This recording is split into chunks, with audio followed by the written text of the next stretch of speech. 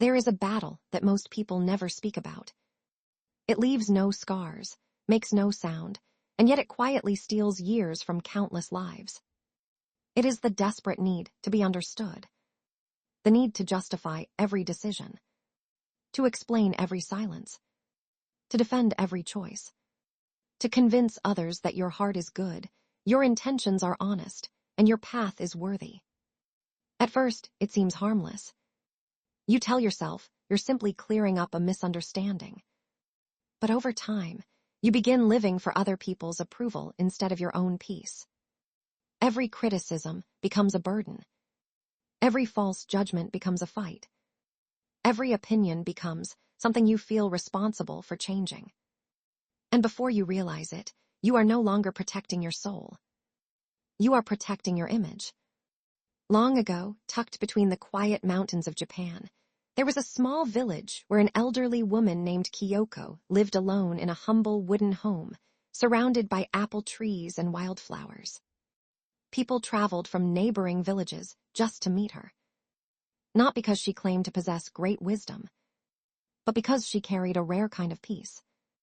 When tempers rose, her voice remained gentle. When arguments divided families, she listened more than she spoke.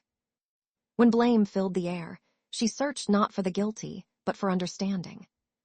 To everyone who knew her, Kyoko seemed untouched by the chaos of the world. Yet she had not always lived this way. In her younger years, she suffered from the same hunger that traps so many people today. She wanted everyone to understand her. If someone questioned her motives, she immediately explained herself. If someone criticized her decisions, she rushed to defend them. If someone spread false stories, she exhausted herself trying to correct every rumor. She believed that if she could simply find the right words, everyone would finally see the truth. Instead, something unexpected happened.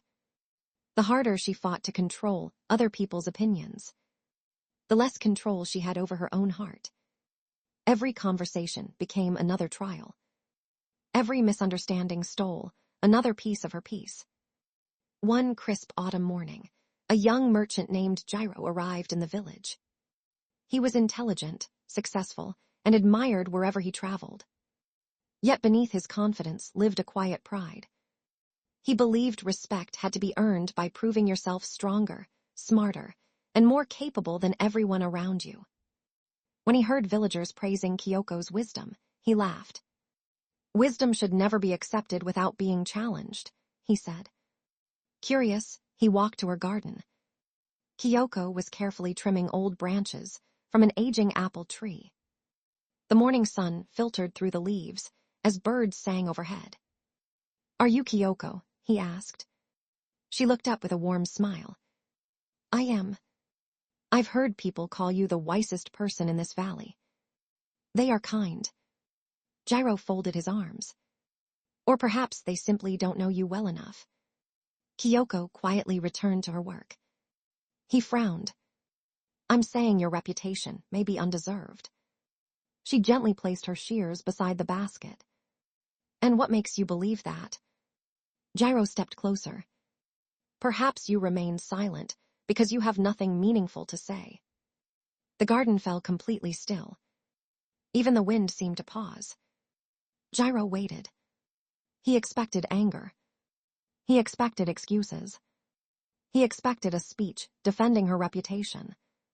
Instead, Kyoko picked up another branch and continued pruning the tree as though nothing had happened. No argument. No defense. No resentment. Only silence. Confused and frustrated, Jiro turned and left. That evening, the villagers gathered around Kyoko during tea. One asked, "Why didn't you answer him? He insulted you before everyone." Another added, "You could have proved him wrong." Kyoko slowly poured tea into each cup before asking a single question. Did his words change who I am? The villagers exchanged glances. No. Did they make his opinion become the truth? Again they answered. No. She smiled softly. Then why should I surrender my peace to protect myself from something that cannot change who I truly am? Silence settled over the room. Not the silence of defeat, but the silence that follows understanding.